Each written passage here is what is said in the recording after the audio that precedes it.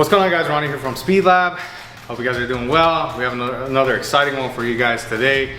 We're going to be comparing a TurboSmart 6870 C cover to a TurboSmart 7275 C cover.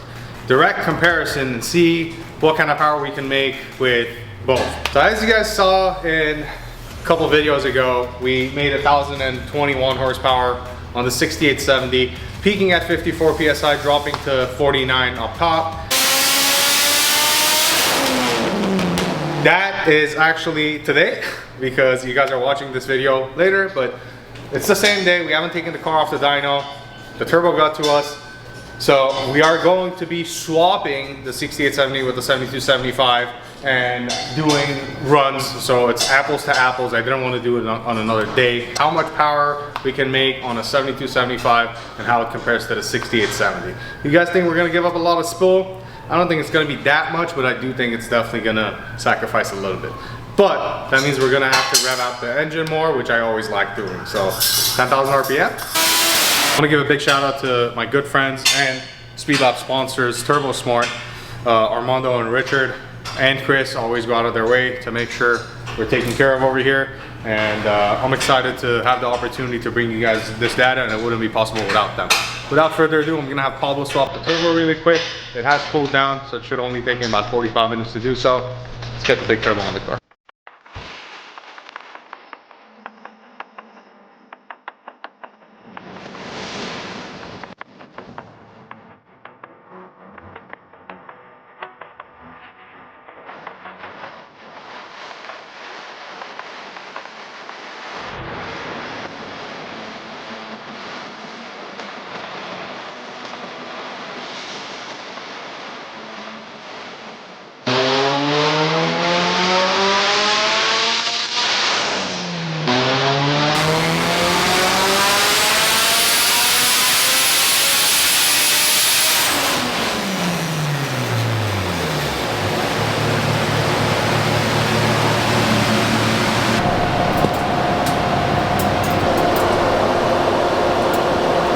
Okay, so at 9,500 RPM, well, actually it was right after I let off, I noticed a little bit of a plume of smoke, and Chris is like the dictator.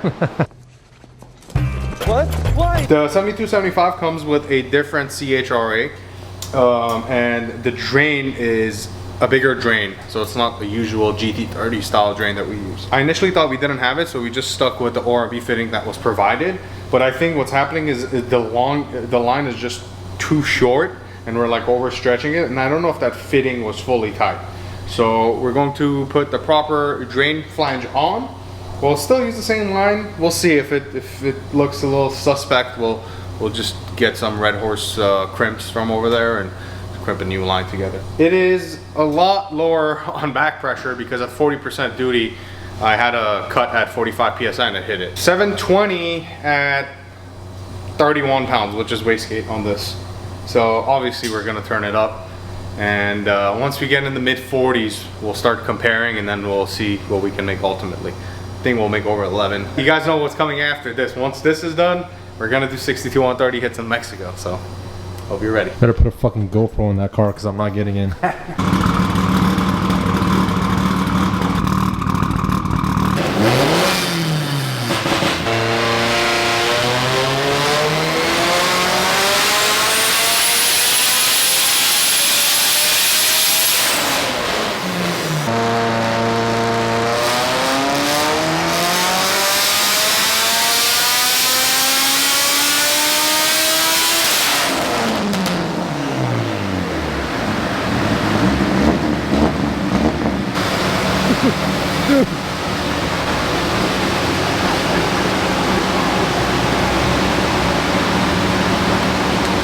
10,000 RPM. You gave me a fucking heart attack, bro. I gave myself a heart attack. Oh my god. Woo! Stop touching that thing, bro. Did you see that? Yes! I saw it in the fucking mirror. Sent the fan into the wall. Gave me a stroke.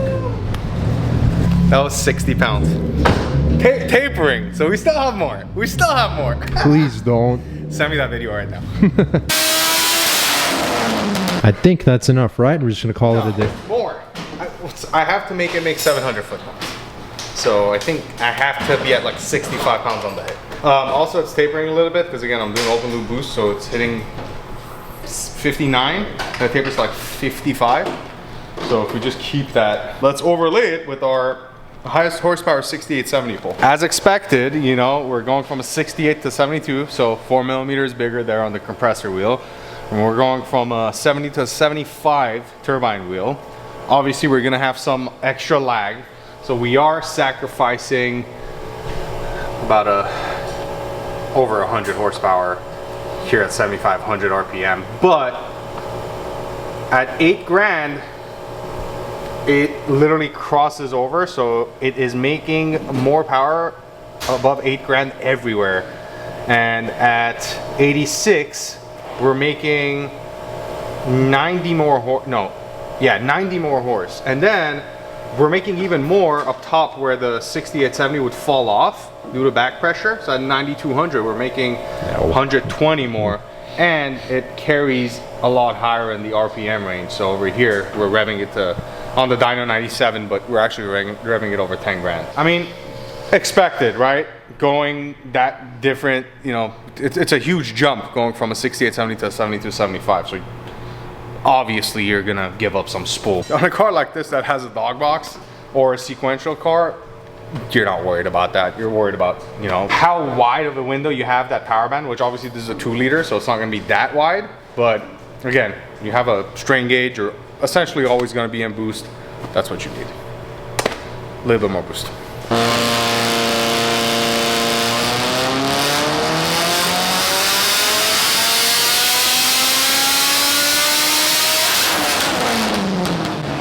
All right, that'll feel.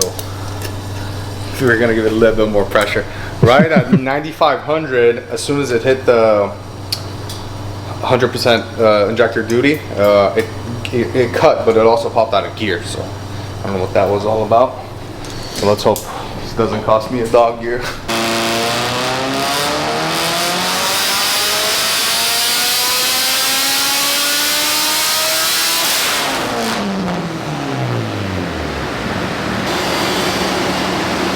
Is that good enough for you, bro?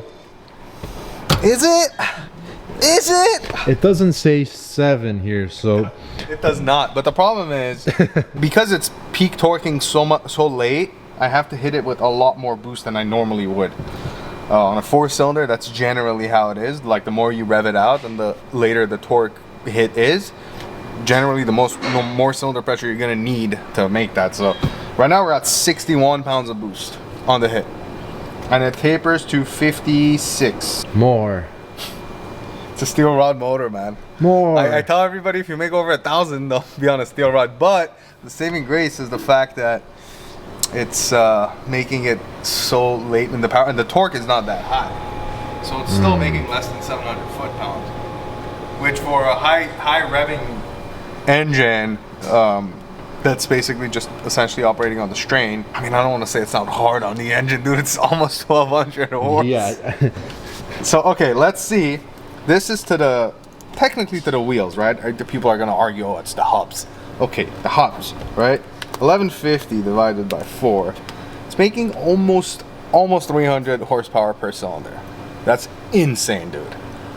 That's pretty fucking wild. All right. The results are in. You are not the father. Above 8,000 RPM, it makes power everywhere. And it makes power to 10 grand, basically. So you can see at 9,100 RPM, on the 6870, we're making 1,015. On the 7275, we're making 1,153. We're making 135 more horsepower, more like 140 more horsepower. Damn, that's a lot, dude. Yeah, over the 6870. But which one would be a superior turbo for an Evo? 6870. You can see over here, I mean, it's already super laggy, right? But if we look, I mean, even when it's just the onset of boost, like at 6,500 RPM, you know, it's making 40 more horse with the 6870, and then over here, 7 grand, it's making 120 more basically, and then it just comes on a lot harder, a lot earlier. which is kind of what you would expect, you know, like 7,500-ish, you're kind of peaked. 6870 peak torques, that's 7,800. Now remember, this is a 2.0 as well, so if you have a 2.2 liter, this is gonna spool a lot quicker. Significantly, like 1,000 RPMs quicker. And if you have smaller cams, like if you do S2s, like, you know, different combos, right? But this is supposed to be like a roll race application. Like this is the purpose of this car. Now obviously we have the turbos to switch to and from, whichever one we want. We could even go smaller. We can go 64, 66 if we wanted. Obviously we're not going to do that, but yeah, on a street setup, I would say a 6870 is superior. This car has a dog box, PPG 1 through 4th, 430 final. I have the strain set up on this thing, so when I'm in boost, I'm going to be staying in boost. Doesn't really matter that you know, your power band is so late. But yeah, overall, if this was a street setup, I would stick with the 6870. Can I hit you with a question of the day? Please. If you were to swap back to the 68 mil, can you just flash the old tune in without doing a pull? Yeah. You just flash it back in, you're good to go. Yep. Yeah, I could do that. I have it saved. All right. That is all. I mean, it's literally the same timing between that one and this one. Actually, the 7275, I'm running a degree less overall, just because cylinder pressure is so high. You know, 60 plus pounds, and again, we're on an M11 head studs, so nothing crazy with our O-ring package. Again, 60 something pounds of boost. SPL 900. It works, man. It works. I hope you guys enjoyed it. Hope you guys get a takeaway from this. Again, my personal preference is going to be the 6870. If you have a roll race car, if you have an all-out drag car, no problem. Put a 7675. Who cares? Obviously, you know, you also run into issues with oil pressure on some setups as well. This has 100 pounds, 98, 100 pounds of oil pressure at 10,000 RPM. We're good there. But you know, some setups are not going to be like that. So most of the time you're going to need to go dry some. Next, what I'm going to do is I'm going to do some 60 to 130 testing with this thing, and see if we could click off a number. I'm excited for that. You have fun with that, brother. Yeah, I will. I'm gonna make use of the car. With that being said, I hope you guys had a great day. You have a great weekend, man. Yeah, man, thank you. You too. Hope you guys enjoyed the video. If you guys found it informative, you know, give it a thumbs up, share it with your friends, leave a comment. The engagement helps. Hit that bell notification somewhere here. Make sure to subscribe. Have a great weekend. Don't drink too much. Nope.